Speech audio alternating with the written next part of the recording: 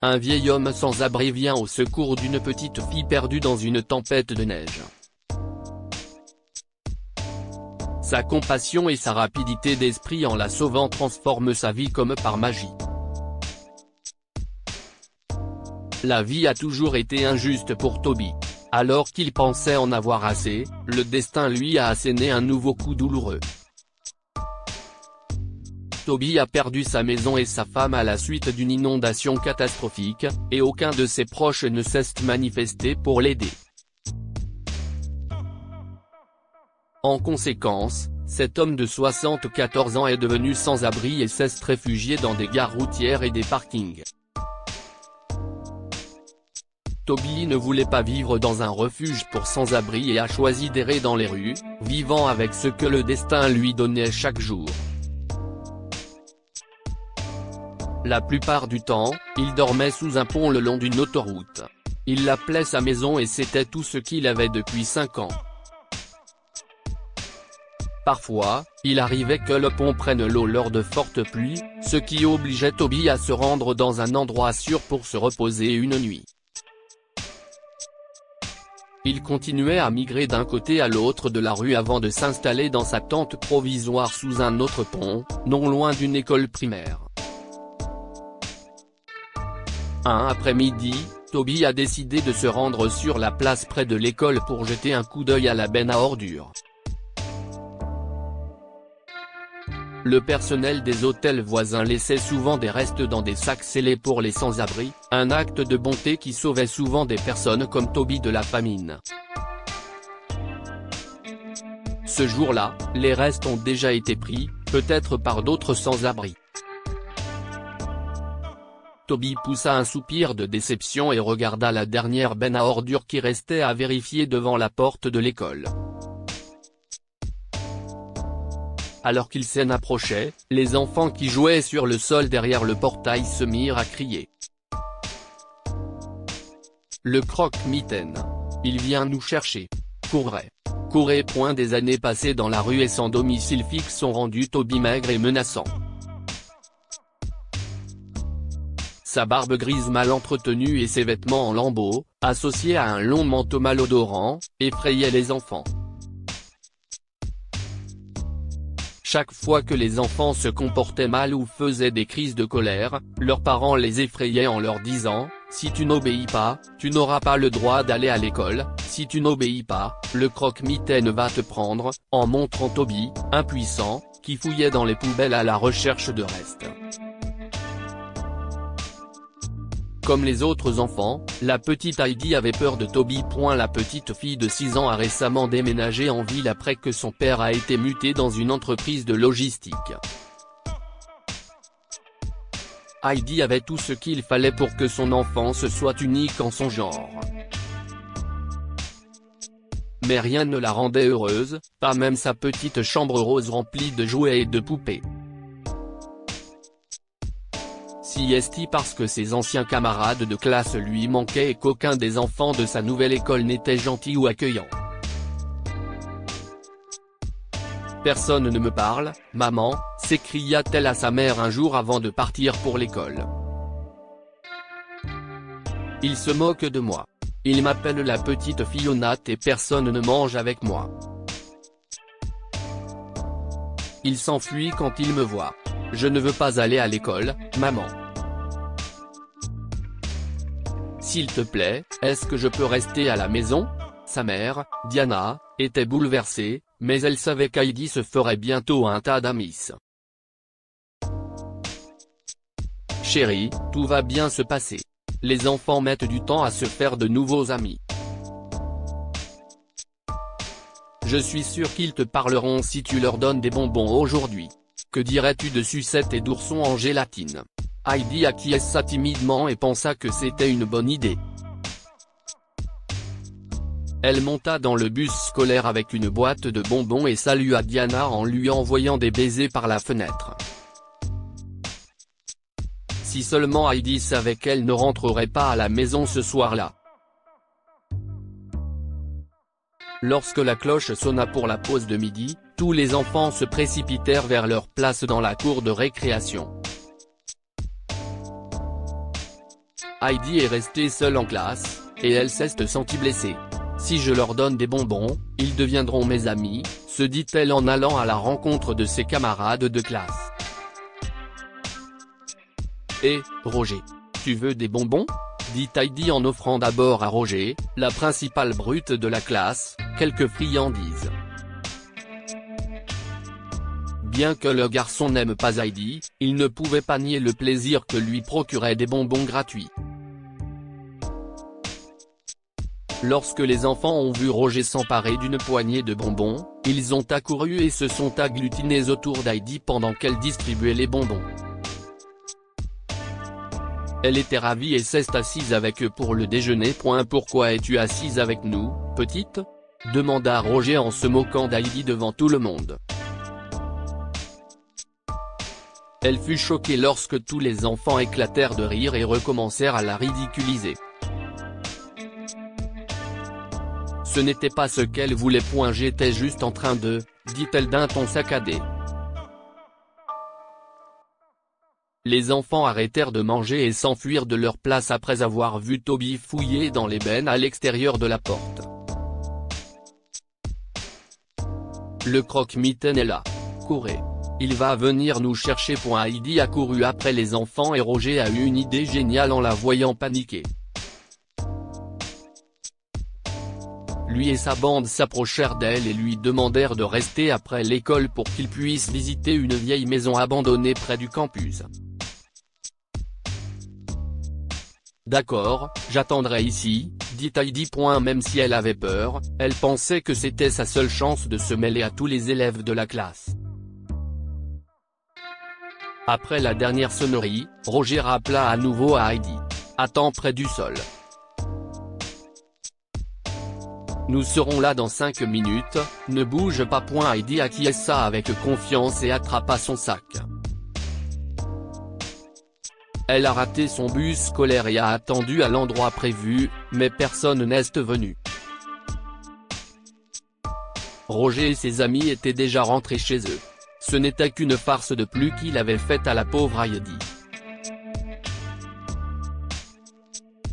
Lorsqu'elle se rendit compte de la supercherie, elle éclata en sanglots. Elle regarda autour d'elle, mais il n'y avait personne, et il se faisait tard. Heidi ne connaissait pas cet endroit, et lorsqu'elle a franchi le portail, elle a vu les énormes bennes à ordures qui lui ont immédiatement rappelé Toby. Elle était terrifiée. Le croque-mitaine me prendra s'il me voit seul. Je dois rentrer à la maison. Maman. Papa. Où êtes-vous ? S'il vous plaît, venez ramenez-moi à la maison. J'ai peur, s'écria-t-elle en marchant dans la rue. Pour ne rien arranger, il s'est mis à neiger abondamment et Heidi s'est perdue. La jeune fille ne savait pas où aller. Elle se souvenait vaguement de l'itinéraire du bus, mais n'était pas sûre. Elle voulait courir jusqu'à son école, mais lorsqu'elle se retourna, elle ne put déterminer laquelle des 3 routes menait à son école. Heidi haletait en continuant à courir. Elle chercha de l'aide autour d'elle, mais ne trouva rien à portée de vue. Ses petites jambes étaient raides et faibles. La neige blanche comme celle d'un zombie et les vents gémissants l'effrayaient, son corps frissonnait et ses dents claquaient à cause du froid qui suintait de la peau. Heidi continuait de courir vers une destination inconnue lorsqu'elle s'arrêta soudain en voyant la silhouette d'un homme âgé en haillons s'approcher d'elle. Croque-mitaine ? S'exclama-t-elle, effrayée. Quelques minutes plus tard, elle sentit ses membres raides se décongeler tandis que la lumière lambda du feu de camp la réchauffait. Heidi ouvrit doucement les yeux et vit un homme d'un certain âge, à la barbe grise et débraillée et aux grands yeux globuleux, qui la regardait fixement. C'était Toby. Ne m'emmenez pas. S'il vous plaît, laissez-moi. Croque-mitaine, laisse-moi partir. Cria-t-elle en se recroquevillant dans un coin de la tente en toile de Toby. Ce dernier regarda la petite fille sans défense et se mit à rire. Le croque-mitaine ? Ah ah. Qui t'a dit ça, petite ? Demanda-t-il. Tous mes amis m'ont dit que tu prenais les enfants méchants, répondit Heidi, toujours en proie à la panique. Après l'avoir écouté, Toby ne put s'empêcher de rire à nouveau à gorge déployée. Je ne suis pas le croque-mitaine et je n'emmène pas les enfants n'importe où. Mais je suis content d'avoir été assez effrayant pour faire fuir les vilains petits. Toby vit que Heidi grelottait malgré le foyer qui chauffait tous les coins et recoins de sa tente. Il enleva alors son manteau et l'enveloppa autour d'elle. « Ne t'inquiète pas de l'odeur, mon enfant. Mais tu dois rester au chaud. Il fait déjà nuit, et je suis sûr que tes parents doivent te chercher. Je te laisserai au poste de police demain matin. Le temps est mauvais et nous ne pouvons pas sortir maintenant. Dors un peu.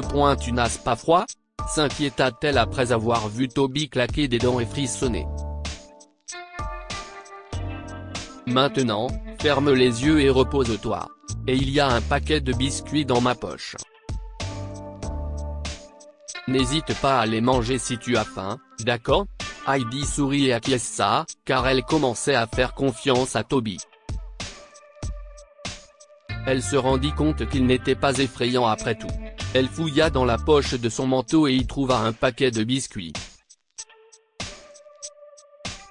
Toby avait toujours un paquet avec lui pour nourrir les chats errants. Ce soir-là, il avait obtenu un paquet de biscuits grâce à l'aumône qu'il collectait, mais il n'avait pas pu nourrir les chats à cause de la tempête de neige. Heureusement, cela a permis à Heidi de ne pas mourir de faim cette nuit-là. La jeune fille dormit dans la tente pendant que Toby veillait sur elle. Il n'a pas fermé l'œil de la nuit et voulait s'assurer qu'elle était saine et sauve. Il garda le feu allumé toute la nuit et resta éveillé grâce à plusieurs tasses de café qui infusaient dans la bouilloire au-dessus du feu. Lorsque les premières lueurs du jour sont apparues sur les lambeaux de la tente, Toby a réveillé Heidi et l'a emmenée au poste de police. « Officier, je n'ai pas pu appeler parce que je n'ai pas de téléphone. Et comme le temps était mauvais hier soir, je n'ai pas pu laisser la fille sortir toute seule, » expliqua-t-il à l'agent. Les parents d'Heidi avaient signalé sa disparition la veille au soir et avaient été immédiatement appelés pour la ramener chez elle. Toby a laissé la jeune fille au poste de police, assuré qu'elle pouvait rentrer chez elle en toute sécurité. Il s'est retourné pour la regarder une dernière fois alors qu'elle parlait à ses parents au téléphone. « Au revoir, mon enfant. Content que le croque-mitaine ait pu t'aider. » Toby sourit et partit sans laisser de traces. Personne ne savait d'où il venait. Les parents de Heidi voulaient le remercier d'avoir couru à son secours lorsqu'elle était perdue, mais personne ne pouvait retrouver la trace de Toby, et Heidi ne se souvenait pas où il vivait. « Chérie, connais-tu au moins son nom ?» demanda Diana à Heidi. Malheureusement, la jeune fille ne savait rien de Toby, si ce n'est qu'il vivait dans une tente. Pendant plusieurs semaines, ses parents ont cherché Toby partout dans la ville, mais en vain. Et puis, un jour, alors qu'elle rentrait chez elle en voiture sur une route isolée à cause de la circulation, Heidi s'est mise à crier en pleurant. Ici, les parents de Heidi ont été alarmés lorsqu'ils l'ont regardée sous le pont. Quand Heidi et ses parents sont arrivés, ils ont vu Toby grelottant et recroquevillé dans sa vieille tente en toile. « Réveille-toi. Regarde qui est là. Papa et maman. Nous sommes venus te voir. » « Réveille-toi, » dit-elle en secouant Toby. Il ouvrit lentement les yeux sur une vision floue de 3 personnes qui l'entouraient, et il ne lui fallut pas longtemps pour reconnaître la petite Heidi. « Toi, comment vas-tu ? Je suis si content de te voir, s'exclama-t-il. Ce sont tes parents? Oui, et comment tu t'appelles? Demanda Heidi. Je m'appelle Toby. Et toi, comment t'appelles-tu? Heidi. Toby n'a pas pu retenir ses larmes car il pensait que l'humanité avait oublié la notion de gratitude. Bien qu'il ait des parents éloignés, personne n'était venu le voir après qu'il soit devenu sans abri. Il avait perdu confiance dans les gens jusqu'à ce que Heidi lui dise qu'elle et ses parents l'avaient cherché pour le remercier. Nous ne connaissions pas votre nom et notre fille ne se souvenait pas de l'endroit où vous habitiez, expliqua M. Douglas, le père d'Heidi, nous avons continué à vous chercher et nous avons trouvé un endroit où vous pouviez vous installer. En voyant les conditions de vie de Toby, M. Douglas a vite compris qu'il avait du mal à s'en sortir. Et, il y a une place libre pour des gardiens dans l'entreprise de logistique où je travaille. Ça te dérangerait d'y emménager? Je parlerai à mon directeur et je te trouverai un emploi. Qu'en penses-tu? Dis oui, Toby. Dis oui, s'exclama Heidi. Toby ne croyait pas ses yeux devant ce coup du sort dans sa vie. Je me sens très humble et très spécial que vous fassiez tout ce que vous pouvez pour moi.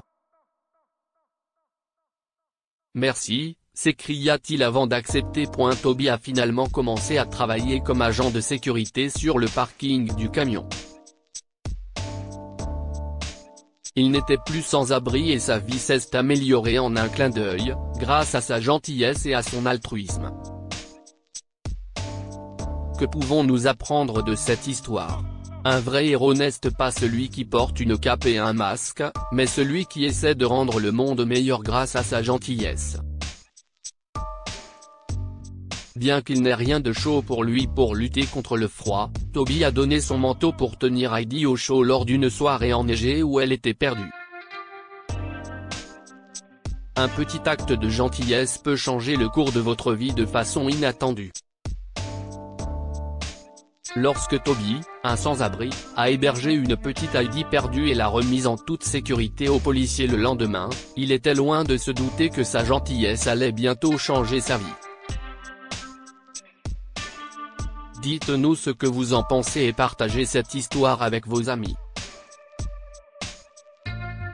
Elle pourrait les inspirer et illuminer leur journée. Une petite fille pauvre abrite un chien errant malade dans sa tente, où elle vit avec sa mère.